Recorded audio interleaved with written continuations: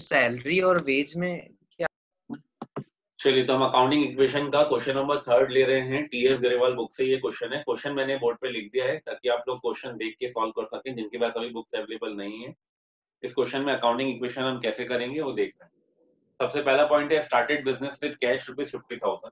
मैंने आपको last video lecture में बताया था कि हमारे पास अकाउंटिंग इक्वेशन में एक कॉलम होता है एसेट्स का और एक कॉलम हो जाता है कैपिटल प्लस लायबिलिटीज का। Capital plus liabilities.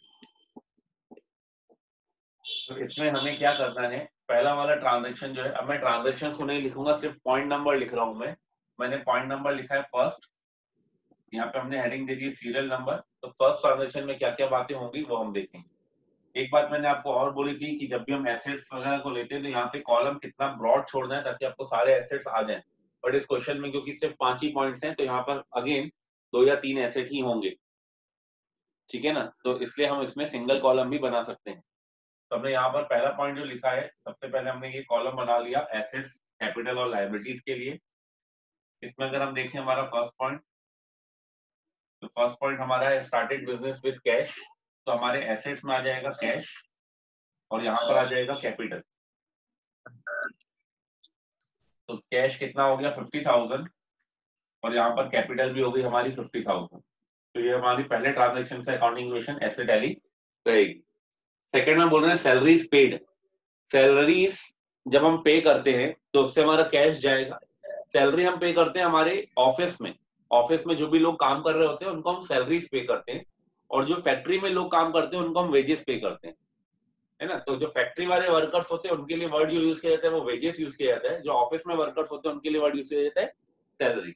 तो अगर हमने सैलरी पे करी है 2000, तो सैलरी पे करने से कैश कम होगा।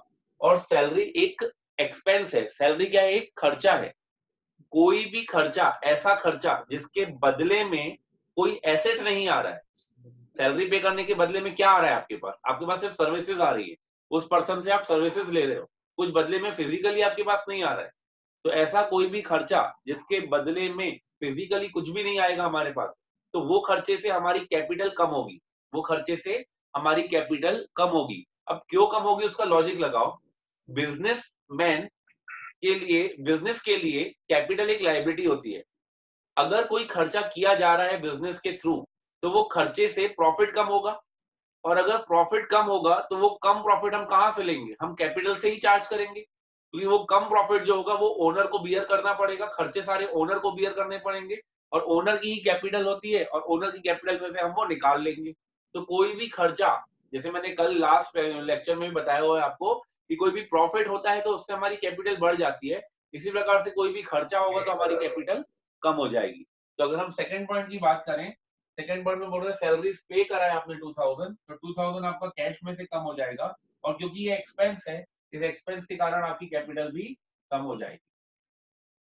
तो अगर हम न्यू इक्वेशन बनाएंगे हमारी, तो न्यू इक्वेशन में हमारे पास कैश जो बचेगा वो 48,000 बचेगा और हमारी कैपिटल भी कितनी हो गई होगी? 48,000। तो इस तरीके से आपकी अकाउंटिंग इक्वेशन टैली रहेगी। उसके बाद बात करूं मैं वेजेस आउटस्टैंडिंग। O/S लिखा है मैंने, इसका मतलब है आउटस्टैंडिंग। मैंने शॉर्ट में लिखा हुआ है आउटस्टैंडिंग। अब इस पॉइंट को पहले समझोगे, बाद में हम अकाउंटिंग इक्वेशन में उसको फिल करेंगे। आउटस्टैंडिंग का मतलब ये होता है कि अभी भी देना बाकी है। वेजेस आउटस्टैंडिंग का मतलब होता है वेजेस अभी भी देना बाकी है। आपने उसको कैश में दिए नहीं है, अभी वेजेस आपको देना बाकी है। वेजेस जो आप अपनी ऑर्गेनाइजेशन में दोगे तो आपकी ऑर्गेनाइजेशन का वो एक्सपेंस है। आपकी ऑर्गेनाइजेशन का वो एक्सपेंस है। सैलरी हो या वेजेस हो, आपका एक्सपेंस है। एक्सपेंसेस कोई भी होंगे उससे हमारी कैपिटल कम होगी। एक्सपेंसेस कोई भी होंगे उससे हमारी कैपिटल कम होगी। पर ये ऐसा एक्सपेंस है जो कैश में नहीं गया है, तो कैश नहीं कम होगा, लेकिन कैपिटल तो कम होनी ही होनी है क्योंकि एक्सपेंस है। भले ही हमने पे ना किया हो, अभी देना बाकी है। तो देना बाकी है मतलब एक प्रकार का बर्डन है, एक लायबिलिटी है कि अभी भी देना बाकी है। तो वो लायबिलिटी है आपकी कि आपको आउटस्टैंडिंग वेजेस हैं, देना बाकी है। बट वेजेस हमारे लिए खर्चा है और खर्चे से कैपिटल कम होगी। तो इस पॉइंट का अगर हम ट्रीटमेंट देखें अकाउंटिंग इक्वेशन में, क्योंकि हमने वेजेस आउटस्टैंडिंग अभी देना बाकी है, बट वेजेस है खर्चा। खर्चे से क्या होती है? कैपिटल कम होती है। तो हमने पहले कैपिटल में से इसको माइनस कर लिया। खर्चे से कैपिटल क्या हो जाएगी? कम हो जाएगी। वेजेस आउटस्टैंडिंग है, हमारी कैपिटल कम हो जाएगी। लेकिन यही वेजेस अभी देना बाकी है, तो हम लायबिलिटी में एक लिखेंगे आउटस्टैंडिंग वेजेस। आउटस्टैंडिंग वेजेस एक प्रकार की लायबिलिटी है। तो आउटस्टैंडिंग वेजेस हमारे कितने, 200 रुपए के। तो आउटस्टैंडिंग वेजेस अभी हमें देना बाकी है, वो हमारी लायबिलिटी होगी। तो अगर हम इस तरीके से देखें इसको, हम अपने अकाउंटिंग इक्वेशन को टैली करें, तो अकाउंटिंग न्यू इक्वेशन जो बन जाएगी, इसमें कैश में कोई चेंज हुआ क्या? कैश में कोई चेंज नहीं हुआ, ये 48,000 का 48,000 ही रहा, मतलब थर्ड वाले पॉइंट में कैश में कोई चेंज नहीं हुआ। कैपिटल कम हो गई क्योंकि एक्सपेंस है, एक्सपेंस से कैपिटल कम होती है, और ऐसा खर्चा जो दिया नहीं है तो वो लायबिलिटी है, और लायबिलिटी बढ़ गई तो लायबिलिटी प्लस हो गई 200, कैपिटल कम हो गई -200। हमारी अकाउंटिंग इक्वेशन अगर हम देखें तो ये हो जाएगा 47,800 और ये प्लस 200, तो अगेन 48,000 से हमारी अकाउंटिंग इक्वेशन टैली होगी। I hope it is clear कि आउटस्टैंडिंग जो होता है वो लायबिलिटी होती है, देना बाकी है मतलब बर्डन है, और बर्डन एक प्रकार की लायबिलिटी होती है, बट वो खर्चा तो है, तो भले खर्चा पे किया हो चाहे ना किया हो, खर्चे से कैपिटल कम होगी। पे कर दोगे तो एसेट कम हो जाएगा, नहीं पे करोगे तो लायबिलिटी बढ़ जाएगी। पे कर दोगे तो एसेट कम हो जाएगा, कैश कम हो जाएगा, और नहीं पे कर रहे हो तो लायबिलिटी बढ़ गई। तो एक जगह से लायबिलिटी बढ़ी और एक लायबिलिटी कम भी हुई, तो दोनों बराबर हो गए, तो हमारी अकाउंटिंग इक्वेशन टैली होगी। क्लियर है? चलिए हम फोर्थ पॉइंट पर आते हैं एक बार। Interest due but not paid, इसका क्या मतलब हुआ? Interest due but not paid, interest business के लिए एक्सपेंस होता है, इंटरेस्ट बिजनेस के लिए एक्सपेंस होता है, इनकम भी होगा जब वो मिल रहा होगा तो, बट अभी बोल रहे हैं इंटरेस्ट ड्यू। इंटरेस्ट ड्यू मतलब इंटरेस्ट देना बाकी था बट नॉट पेड, लेकिन अभी हमने दिया नहीं है। इंटरेस्ट देना बाकी है, इंटरेस्ट देना अराइज हो गया है। जैसे अगर मैंने बोला कि किसी को हमको हर 6 महीने में इंटरेस्ट देना है, तो 6 महीने में इंटरेस्ट देना अराइज हो गया कि अभी मुझे इंटरेस्ट देना है, लेकिन अभी मैंने दिया नहीं है। अभी दिया नहीं है मतलब अभी आउटस्टैंडिंग है, देना बाकी है। अगेन वही सेम ट्रीटमेंट जो वेजेस आउटस्टैंडिंग का होगा। इंटरेस्ट आपके लिए खर्चा है, खर्चा है तो कैपिटल तो कम होगी ही होगी, बट क्योंकि दिया नहीं है तो एक लायबिलिटी बन जाएगी, इंटरेस्ट ड्यू। तो अगर हम यहाँ की बात करें, interest due but not paid, तो इंटरेस्ट ड्यू हमारा खर्चा है इंटरेस्ट, तो हमारी कैपिटल में से हम कम कर लेंगे, बट क्योंकि आपने पे नहीं किया तो वो लायबिलिटी है, तो लायबिलिटी में हमने एक और पॉइंट बना दिया, आउटस्टैंडिंग इंटरेस्ट। आउटस्टैंडिंग इंटरेस्ट, तो आउटस्टैंडिंग इंटरेस्ट में हम ले लेंगे 100, एक ये भी लायबिलिटी हमारे पास क्रिएट हो गई। तो हमारा टोटल जो हो जाएगा वो हो जाएगा, अभी कैश में अगेन कोई चेंज नहीं हुआ, 48,000 कोई चेंज नहीं कैश में, कैपिटल जो हमारी हो गई 47,700 हो गई, और हमारे पास अभी आउटस्टैंडिंग वेजेस हैं 200 के, और हमारे पास 100 रुपीज के क्या हो गए, आउटस्टैंडिंग इंटरेस्ट। तो इस तरीके से ये फोर्थ वाला पॉइंट कवर होगा। आउटस्टैंडिंग आप समझ गए होंगे मेरे ख्याल से कि outstanding interest, outstanding salary, outstanding wages अगर है, कोई खर्चा आउटस्टैंडिंग है, दिया नहीं है तो वो लायबिलिटी है, लायबिलिटी अराइज हो जाएगी, बढ़ जाएगी, और क्योंकि खर्चा है तो उससे कैपिटल कम हो जाएगी। लास्ट ऐसी पॉइंट, इंपॉर्टेंट पॉइंट है कि rent paid in advance, very important point, rent paid in advance. Advance में आपने रेंट पे कर दिया, रेंट आपके लिए खर्चा तो है लेकिन आपने एडवांस में पे कर दिया। तो किसी भी साल में, एक फाइनेंशियल ईयर में हमारा जो अकाउंट्स बनाया जाता है वो 1 ईयर के लिए बनाया जाता है, 12 मंथ्स के लिए बनाया जाता है, और सिर्फ 12 मंथ्स के खर्चे ही उसमें हमें रिकॉर्ड करने पड़ते हैं, क्योंकि हर साल हम जो अकाउंट्स बनाएंगे वो उस पर्टिकुलर ईयर से रिलेटेड बनाएंगे। अगर आपने आने वाले साल के किसी महीने का एडवांस में रेंट दे दिया है तो वो रेंट इस साल का खर्चा नहीं है, भले हमने पे अभी कर दिया है बट वो रेंट अगले साल का खर्चा है। तो इसी प्रकार से अगर रेंट पेड इन एडवांस है, हमने एडवांस में रेंट पे कर दिया है, तो आपका खर्चा जो है वो नहीं है, वो खर्चा किस साल का है, अगले साल का, आने वाले साल का खर्चा है, अभी का खर्चा नहीं है। एडवांस में आपने दिया है ना रेंट, सपोज मार्च के महीने में आपने अप्रैल का रेंट भी एडवांस में दे दिया, तो खर्चा तो अप्रैल का हुआ ना, भले पेमेंट मार्च में हो गई। तो अगर हम देखें कि अगर हमने एडवांस में रेंट पे कर दिया तो हमारा एक्सपेंस नहीं है, वो अभी हमारा एक्सपेंस नहीं है, एक्सपेंस तो वो नेक्स्ट ईयर में होगा। हाँ, कैश अभी जा चुका है हमारे पास से, तो अगर मैं इसकी बात करूं, rent paid in advance 150 rupees, तो कैश तो जा चुका है, तो मैं यहाँ से लिख रहा हूँ कि 150 तो चला गया, कैश चला गया, लेकिन क्या ये हमारा एक्सपेंस है? क्या ये 150 रुपीज हमारा एक्सपेंस है? आप बोलोगे नहीं, ये एक्सपेंस नहीं है। अगर ये एक्सपेंस नहीं है तो हम इसमें से माइनस नहीं करेंगे, अगर एक्सपेंस होता तो हम माइनस करते, बट ये एक्सपेंस है ही नहीं, ये तो अगले महीने का, आने वाले साल का एडवांस में दिया हुआ है हमने रेंट। तो जो एडवांस में दिया हुआ है वो क्या है? एडवांस में जो हमने रेंट दे दिया है वो हमारा एक प्रकार का एसेट है, क्योंकि उसका बेनिफिट हमें आने वाले समय में मिल जाएगा। आने वाले समय में जब आपको रेंट पे करने की बात आएगी तो आपको पे नहीं करना पड़ेगा, आपने क्योंकि ऑलरेडी पे कर दिया है। तो वो आपका जो एडवांस में पे करके रखा है उसको बोलते हैं प्रीपेड। प्रीपेड, पहले से पे कर दिया है, प्रीपेड। प्रीपेड रेंट, और प्रीपेड रेंट एक एसेट होता है, प्रीपेड रेंट एक एसेट होता है। कौन सा एसेट होता है? करंट एसेट होता है। क्यों? क्योंकि वो with in a period of 12 month वापस कन्वर्ट हो जाएगा एक प्रकार से, उसका बेनिफिट आपको मिल जाएगा, तो वो एक एसेट होता है। तो हमें एसेट क्रिएट करना पड़ेगा। एसेट कौन सा क्रिएट कर रहे हैं हम एसेट क्रिएट कर रहे हैं prepaid, prepaid rent, prepaid rent. तो प्रीपेड रेंट कितना 150, ठीक है, 150 का आपका एसेट बन गया और 150 आपके पास से कैश चला गया। तो दोनों का ट्रीटमेंट एक ही साइड हो गया। अब इसके बाद अगर हम अकाउंटिंग इक्वेशन टैली करें तो हो जाएगा 47,850 plus 150 is equals to 47,700 plus 200 plus 100। तो यहाँ पर भी अगर हम देखें तो 48,000 ही होगा और यहाँ पर भी अगर हम देखें तो 48,000 होगा। आप जब लास्ट ट्रांजेक्शन करते हो तो लास्ट ट्रांजेक्शन के एंड में आप ऐसा लिख सकते हो यहाँ पर 48,000 is equals to 48,000। टोटल आप लास्ट ट्रांजेक्शन में कर सकते हो। बात आ रही है समझ में? मेरे ख्याल से ये क्लियर हो गया आपको।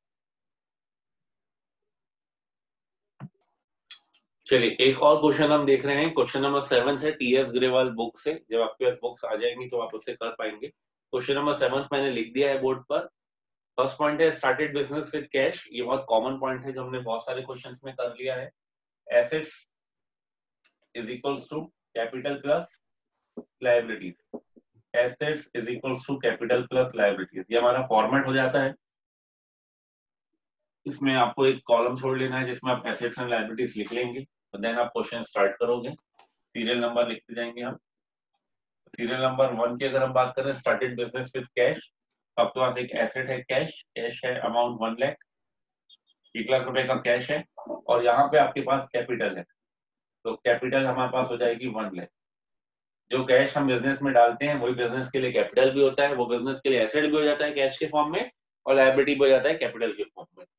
सेकंड पॉइंट है purchase goods for cash. Goods के लिए हम वर्ड यूज करते हैं स्टॉक, तो हमने ऊपर लिखा स्टॉक। तो सेकंड वाले पॉइंट में हमने स्टॉक खरीदा है, कैश में खरीदा है और क्रेडिट में खरीदा है, 20,000 का एंड 30,000 का। तो 20 एंड 30 मिलाकर 50,000 का हमने स्टॉक खरीदा, तो स्टॉक आ जाएगा 50,000। कैश में जो खरीदा है उससे कैश चला जाएगा, तो 20,000 हमारा कैश माइनस हो जाएगा। ब्रैकेट में लिखते हैं हम माइनस में लिखने के लिए, तो हमने 20,000 को किस में लिख लिया, ब्रैकेट में लिख लिया। तो ये चला गया 20,000 रुपए। लेकिन 30,000 का हमने क्रेडिट में खरीदा है, तो यार लाइबिलिटीज में एक और पॉइंट बना लेंगे हम, क्रेडिटर्स। क्रेडिटर्स तो क्रेडिटर्स कितने के, हमने 30,000 क्रेडिट में खरीदा है, तो 30,000 हमारे यहाँ पे क्रेडिटर्स का आ जाएगा। और उसके बाद हम बनाएंगे हमारी न्यू इक्वेशन। 2 पॉइंट बनाने के बाद हम न्यू इक्वेशन लिखते हैं। मैंने शॉर्ट में लिखा है n/e न्यू इक्वेशन। तो 1 लाख में से 20,000 चला गया कैश, तो कैश बचा हमारा 80,000 प्लस स्टॉक हमारे पास बच गया कितने का, 50,000 का। देन यहाँ पर अगर हम बात करें तो यहाँ पर हमारे पास 1 लाख रुपए इसकी कैपिटल है प्लस 30,000 के क्रेडिटर्स।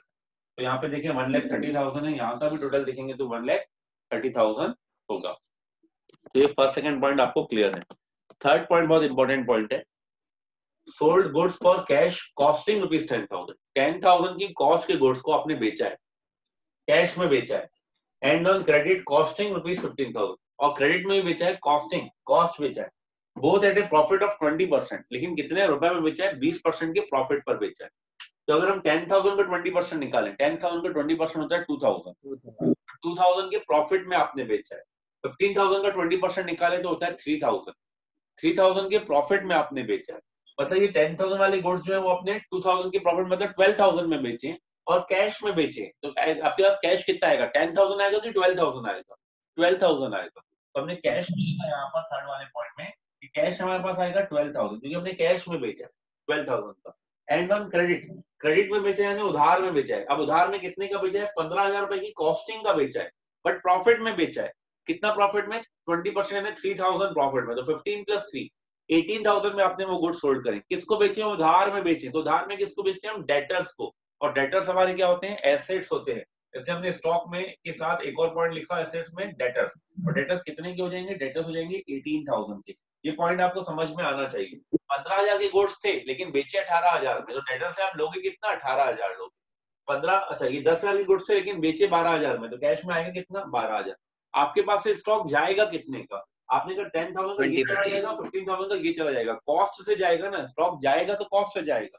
तो 10 और 15 मिलाकर कितना हो गया, 25। तो 25,000 का ये स्टॉक यहाँ से हमारा माइनस हो जाएगा। जब हमारे पास स्टॉक था उसमें से 25,000 हमारा माइनस हो जाएगा। तो हमने इसको ब्रैकेट में लिखे ऐसे -25,000।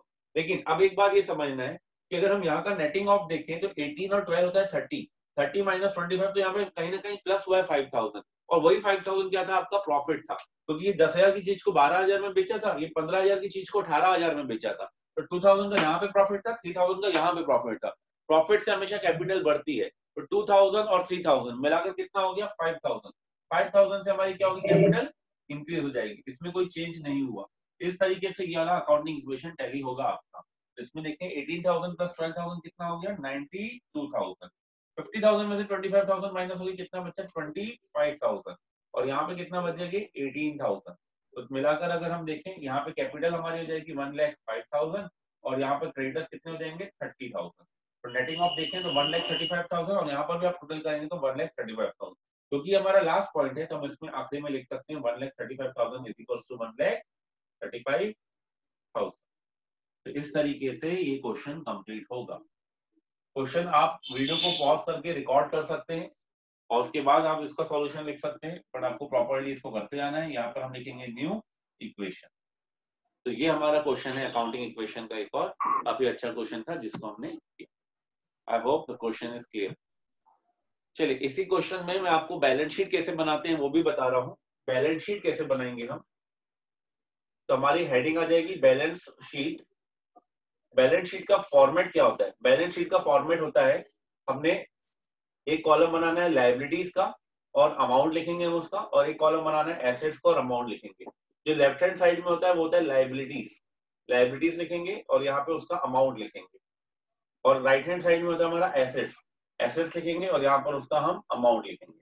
ये सिंपल बैलेंस शीट का फॉर्मेट होता है एसेट्स एंड लायबिलिटीज। अब यहाँ हमारे क्वेश्चन में देखें तो ये capital plus liability liability side है और ये एसेट्स जो है हमारा वो एसेट साइड है। कैपिटल प्लस लायबिलिटी में पास दो बातें हैं, एक कैपिटल है और एक क्रेडिटर है। तो हम लायबिलिटीज में लिखेंगे कैपिटल और creditors, capital and creditors. Capital कितना, तो कैपिटल हमारा आखिरी में बचा है 1,05,000, तो हमने यहाँ पे लिख लिया 1,05,000, और क्रेडिटर्स हमारे कितने बचे लास्ट में 30,000, तो हम यहाँ पे लिख लेंगे 30,000। ये हमारा लायबिलिटी साइड लिख लिया हमने 1,05,000 एंड 30,000। एसेट साइड की अगर हम बात करें कैश है, स्टॉक है और डेटर्स है, तो एज इट इज हमने यहाँ पे भी लिख लिया cash, stock and debtors, cash stock and debtors. Cash कितना बचा है लास्ट में हमारा 92,000, देन हमारा स्टॉक कितना बचा है, स्टॉक बचा हमारा 25,000, देन हमारे डेटर्स कितने के, डेटर्स हैं 18,000। फिर आप इसको टोटल करोगे, इसको अगर आप टोटल करेंगे तो यहाँ पर आपको ये मिल जाएगा 1,35,000।